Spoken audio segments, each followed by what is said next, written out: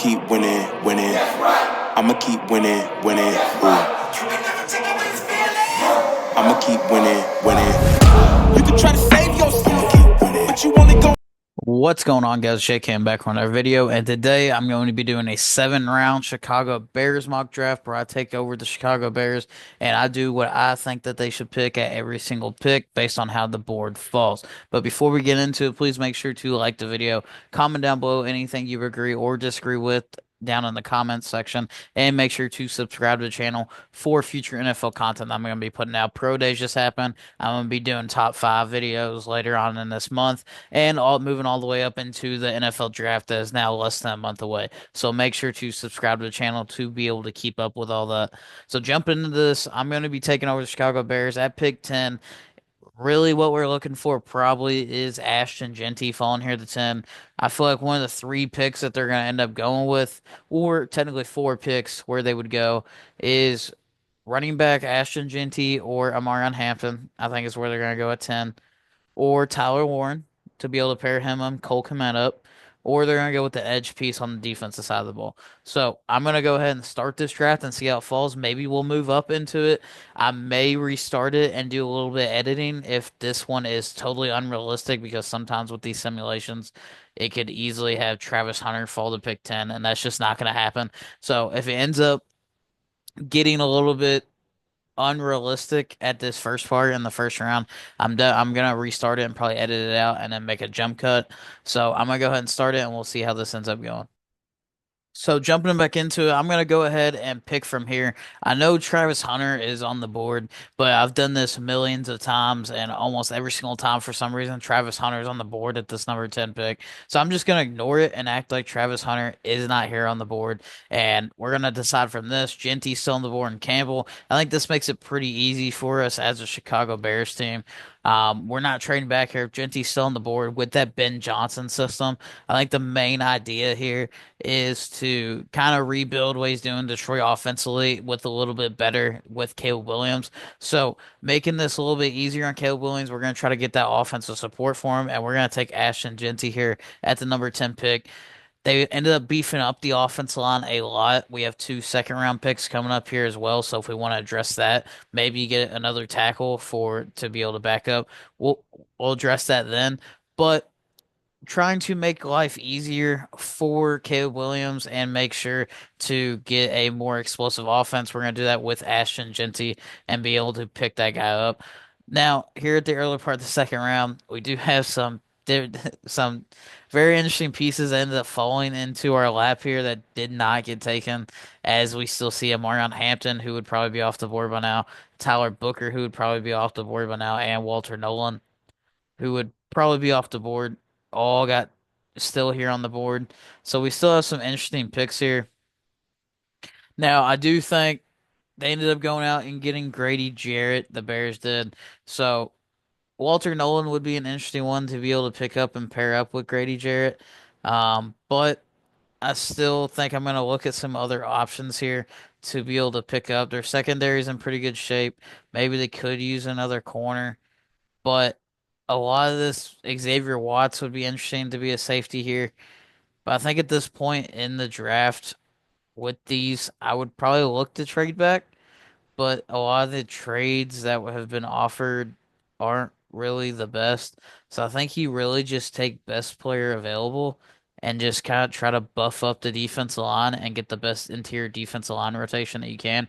Similar to what the Eagles have been able to do, and you go ahead and get an athlete that's going to be able to fit in there with, and once Grady Jarrett ends up getting a little bit older and progressing, he's going to be able to take over. And you go ahead and take Walter Nolan here at this spot to be able to pretty much get that rotational D line in there to always have a fresh piece if he ends up falling in your lap here. Now you're still going to be looking for an edge presence as well, but with no edge presence on the board, I'm still going to take Tyler Booker here as well. I know this is probably unrealistic, but if they're still here on the board, this would be an insane draft for the Bears. I know they just reshaped their interior offense line, but they have Jonah Jackson as their starting right guard, and he had a lot of injury issues. And with those injury issues, he ended up having a lot of time missed, and he ended up not really playing as well. So there is a chance that he could not come back as well as you would think. and could end up struggling. So I think Tyler Booker could be a great piece in there if he's available. There is some talk that maybe he slides into that second round area more recently. So that could be another piece in there, where Tyler Booker is kind of the replacement and the backup option for Jonah Jackson. And I still think that they want to beef up their edge and be able to get another edge presence. But looking at who's on the board, Jack Sawyer could be an interesting option. I think they still need another receiver after losing Keenan Allen. I know that um, they still have DJ Moore and they still have Roma Dunze, but I think you're trying to beef up pretty much all these positions just to help out Caleb Williams. And looking at these options, Aurora could be a good option for him, be a nice big receiving target. Mason Taylor could also be. He led the. He's one of the best, most receiving tight ends in LSU history. Harold Fannin could be another one. So there's a lot of tight ends still on the board that you could potentially wait on and get value here. Maybe a Terrence Ferguson at 148 if he's still on the board. Let's maybe the Titans would drop. I think it's either gonna be tight end or edge here that we're gonna end up taking. And I think the drop off for edge is a lot more than what tight end is. So I think that we're going to go with Jack Sawyer here to be able to get a nice rotational piece in there with the edge. You're pretty much just beefing up defensive line and getting Caleb Williams weapons in this draft. I think is the main focus for the Chicago Bears. You're trying to create that Eagles present while being able to create what Ben Johnson had in Detroit. So you pick up Genty, you pick up Tyler Booker, and you end up beefing up the defensive line. So here with this next pick, we're kind of hoping maybe we can get a receiver, a tight end, or a safety with our next one. I know we have a little bit of ways away at 148, but that's fine. There's a lot more value at tight end than the drop off than there was at edge. So maybe one of the valuable ones will be able to make it to us here at 148 as we're still waiting. So moving into this, as our pick comes up, we're gonna look at a lot of the options. Hopefully, some of the tight ends are still here on the board. So a lot of the tight ends did get taken. So that's kind of just more of a luxury. We might take Bartholomew later in the draft, maybe at the seventh round. We could look to safety. Malachi Moore is still here. Jonas Sanker, Jalen Reed is still here. But if we're looking at some of the top options. But some of the receivers are still here on the board as well. Not much in the receiver category. I know Dante Thornton could be a big target for Caleb Williams. I think we're gonna go and try to upgrade the safety position and go ahead and go with Malachi Moore. This could be a safety option that come in and step in for him and play right away. I know they still have Jaquan Brisker. He's played very well, but I think that still needing that safety option to be able to come in and help out. And you're just pretty much trying to round out your roster with this draft if you're the Bears. You're hitting a lot of main needs up there at the start, but you're pretty much just waiting for it to fall to you at this point. And you still have a little bit till pick 233. So you're pretty much just going to be taking a swing on what guys you think are best. And the later part of the rounds, you're taking best available. You're not really going for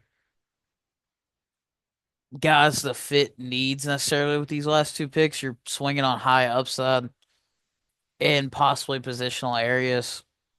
And Ben Johnson, that's kind of what he's going to end up wanting to create that dominant run game that goes with that defense like he had in Detroit. So looking at here at 233, there's several options that we could look at. I think receiver would be a good one. Maybe get a late round receiver that could end up. And you still got Lambert Smith still on the board from Auburn. You got Wester still on the board. Looking at some of these, Jordan Watkins is a guy that had a couple huge games at Ole Miss. What tight ends do we still have in the seventh round? I think we're gonna wait on tight end till the last pick. Bartholomew ended up getting picked. That was the guy that we were kind of waiting on and hoping for. And looking at a couple of these options, I think we're gonna go Lambert Smith. He's a more of a guy at Auburn that was very consistent, and he can be able to step in and be that third option or a nice rotational piece for the receivers. I know I'm saying that a lot, but a lot of these areas that the Bears need are kind of there. You have main guys, but they need extra guys to be able to step in. Let's look at the linebackers. Dumas Johnson's a very interesting one from Kentucky. He's a guy that has great tackling and has been able to step in and be very productive in the SEC. I really do like him as a late round option. I think I'm gonna have end up taking him as someone that could step in with the Bears. Now, you still do have Cole Kmet, so you don't necessarily need another tight end option. That was just kind of like a luxury pick for the Bears here that I was kind of looking at to possibly be taking. But none of them really fell into your lap how you wanted to. Maybe that third round, with instead of Jack Sawyer, you take Bartholomew, or not Bartholomew. You take Mason Taylor or Aurora from Miami, who are big receiving targets. But I think that you really just wait and you go with the high upside, and then you end up signing a cheap free agent that's still in the market to be able to play out this year. Maybe target tight end next year because none of them really fell in your lap. You got to go based on the board who's taken. So this is my Bears 7 round mock draft and kind of the summary to look back on it to see all the picks that we had. We ended up going Genty, and then we ended up getting very lucky in those second round with guys just kind of falling into our laps. You'd be able to get a rotational piece with great to go alongside with Grady Jarrett with Walter Nolan, who's mostly seen as a first round guy. And then Tyler Booker, who is one of my favorite offensive linemen in this class, that has a very high floor. That's kind of like a Jonah Jackson, security blanket. If Jonah Jackson doesn't end up working out, you still have Tyler Booker to be able to plug and play there at the early half of that second round.